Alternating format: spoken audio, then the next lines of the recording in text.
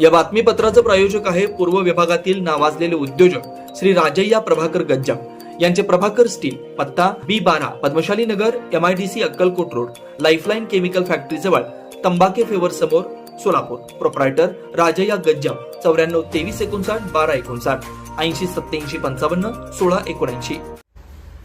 नमस्कार, मी श्रीनिवास किशोर संगा, सोलापूर शहरातून भारतीय जनता पार्टीचा कार्यकर्ता म्हणून मी काम करतोय. 249 विधानसभा मतदारसंघातून मी भारतीय जनता पार्टीकडनं शहर मध्य विधानसभा लढवण्यास इच्छुक होतो. तसेच मी अपक्ष उमेदवारीही भरली होती. पण महाराष्ट्राचे उपमुख्यमंत्री सन्माननीय देवेंद्रजी फडणवीस साहेबांनी मला पुण्याला बोलवून त्यांनी मला सांगितलं होतं की आपण अपक्ष उमेदवारी अर्ज मागं घ्यावं व भारतीय जनता पार्टीचं काम करावं. अशा सोलापूरच्या डेव्हलपमेंटसाठी वेगवेगळ्या गोष्टींवर साहेबांचा माझा चर्चा झाला. मुख्य विषय असा होता की सोलापुरात नवीन इंडस्ट्रीज आणण्यासाठी व तसेच स्थलांतर रोखण्यासाठी, छोटे छोटे स्टार्टअप स्टार्ट करण्यासाठी अशा वेगवेगळ्या मुद्द्यांवर सोलापूरच्या डेव्हलपमेंटसाठी साहेबांनी मला वचन दिलंय की श्रीनिवासजी, आपण तेलुगू भाषिकांच्या व सोलापूरच्या डेव्हलपमेंटसाठी भारतीय जनता पार्टी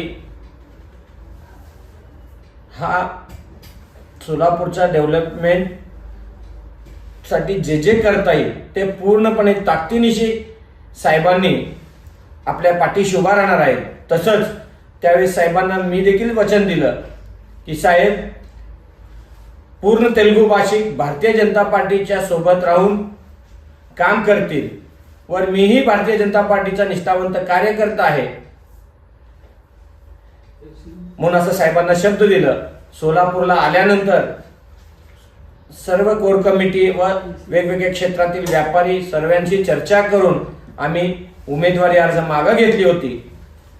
आज आम्ही सर्वजण मिळून भारतीय जनता पार्टीचं काम करत आहोत आणि भारतीय जनता पार्टीच्या तिन्ही मतदारसंघात, सोलापूर शहर असू दे, शहरातील सोलापूर शहर उत्तर मतदारसंघ असू द्या, सोलापूर शहर मध्यचा मतदारसंघ असू द्या, सोलापूर शहरातील दक्षिण, अशा तिन्ही मतदारसंघातल्या तिन्ही उमेदवारांना कमळाच्या बटनासमोर, कमळाच्या चिन्हासमोर बटन दाबून तिन्ही उमेदवारांना निवडून आणायचा हा जिम्मेदारी सोलापूरच्या प्रत्येक नागरिकाचा आहे.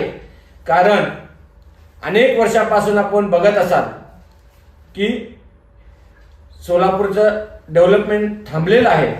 हा डेव्हलपमेंट आणि सोलापूरच्या युवकांसाठी रोजगार ह्या सगळ्या गोष्टीवर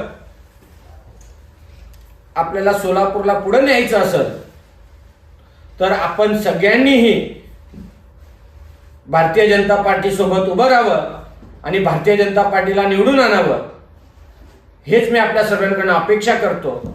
अनेक लोक आहेत जे स्वतःच्या स्वार्थापोटी वेगवेगळ्या पद्धतीनं माझ्याबद्दल अपप्रचार करतात. अशा कुठल्याही अपप्रचारावर विश्वास न ठेवता, कुठल्याही भामट्या लोकांवर विश्वास न ठेवता, फक्त आणि फक्त सोलापूरच्या डेव्हलपमेंटसाठी व भारतीय जनता पार्टीचा आपल्यावर दाखवलेला विश्वास व आपला सर्वांचं निष्ठा हे आपल्याला दाखवायचं आहे आणि हा आपला जिम्मेदारी आहे. आपण कुठल्याही परिस्थितीत सोलापुरातील तिन्ही मतदारसंघ भाजपमय करायचा आहे. हा जिम्मेदारी आपल्या सर्व कार्यकर्ते व सोलापुरातील प्रत्येक नागरिकावर आहे. कारण महाराष्ट्राचे उपमुख्यमंत्री ज्यावेळेस शब्द देतात आपल्या सर्वांसाठी, सर्वसामान्यांसाठी, तर त्यांच्या विश्वासाला आपण कुठेही तडा गेला नाही पाहिजे. यासाठी आपल्या सर्वांना बंधन आहे आणि माझंही आपल्या सर्वांसमोर कळकळाची व आग्रहाची विनंती आहे. कोणी मला बोलवलं नाही, कोण मला विश्वासात घेत नाही, अशा कुठल्याच गोष्टीवर लक्ष न देता फक्त आणि फक्त सोलापूरच्या हितासाठी आणि भारतीय जनता पार्टीचे उमेदवार निवडून यावं यासाठी आपण सगळ्यांनी घरातनं बाहेर पडावं. आपले पाहुणे असतील, आपले रावळे असतील, आपली बहीण, भाऊजी, मित्र, आपण ज्या क्षेत्रात काम करतो अशा वेगवेगळ्या क्षेत्रातील वेगवेगळ्या मित्रांना आपण 2 तास वेळ काढून आपल्या मोबाईलद्वारे त्यांच्या सगळ्यांशी संपर्क साधून 20 तारखेला 100% मतदान झालं पाहिजे ह्याच्यासाठी आपण सगळ्यांनी प्रयत्न करावं. म्हणून मी आपल्या सर्वांसमोर माध्यमांच्या मार्फत मेसेज व जाहीर आवाहन करतोय की हा आपली जिम्मेदारी आहे. 3 दिवस काम बंद ठेवून आपल्या सोलापूरच्या भवितव्यासाठी आपल्याला भारतीय जनता पार्टीचे 3ही उमेदवारांना पुन्हा एकदा विधानसभेत पाठवायचं आहे.